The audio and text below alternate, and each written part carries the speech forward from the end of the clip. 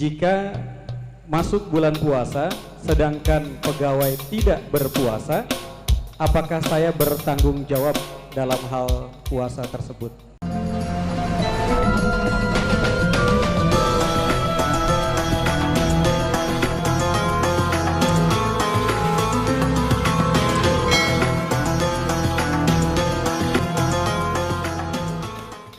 Baik, alhamdulillah, terima kasih hamba Allah yang ada di London. Itulah penjelasan dari guru kita tercinta Buya Yahya.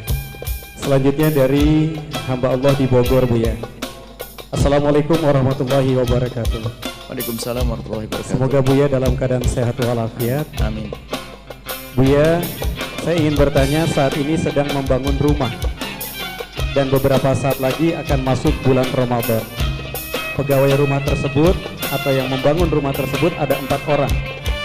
Jika masuk bulan puasa sedangkan pegawai tidak berpuasa, apakah saya bertanggung jawab dalam hal puasa tersebut?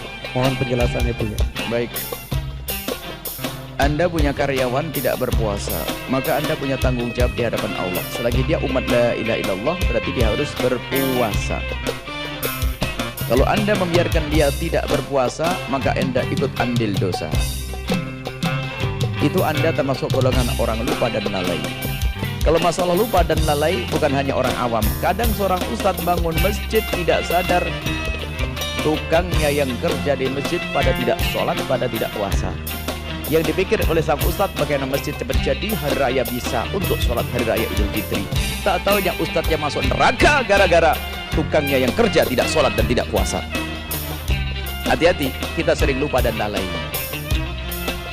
Dan dulu waktu membangun pondok pesantren di Al-Bahjah memang kita menemukan kesulitan yang serupa. Waktu bangun kita pengen punya tukang kan sedikit, kita cari tukang 6. Masya Allah, cari tukang yang sholat susahnya. Dapat tukang yang sholat, keneknya tidak sholat, batal lagi. Ya Allah, susahnya. Akhirnya dapat kita ngambil dari kota lain yang sholat 6 orang.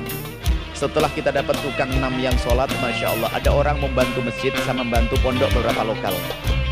Saya hanya mikir, aduh tukangnya bagaimana, ibadah saya aja belum tentu terima, kok saya sudah buat dosa.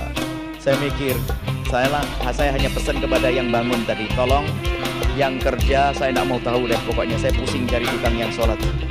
Jangan-jangan tukang ahli neraka semuanya. Saya ngomong gitu waktu itu. Akhirnya saya ngomong, carikan tukang yang sholat. Tak tahunya betul, mandornya sudah ngasih komando, semua yang kerja harus sholat. Subhanallah, dugaan saya kalau tukang ahli neraka salah, ternyata banyak tukang ahli surga. Waktu masjid baru pertama tukang ada 60 orang sama ini, semuanya sholat jamaah. Diarahkan mau, karena mereka adalah umat la ilaha illallah. Cuman mohon waktu sholat jangan diambil waktu istirahat ya, tambah deh 15 menit untuk sholat. Akhirnya Masya Allah sholat semuanya. Wah, alhamdulillah sholat, gak pusing saya. Saya bayangin cari 6 saja susah, tatanya Allah kirim 60 tukang ahli surga. Cuman yang nakal juga ada. Ceritanya pas saya di Bogor waktu itu kisahnya, saya masih ingat betul, ada tim yang telepon, Buya ada 2 orang bagian las-las itu gak mau sholat.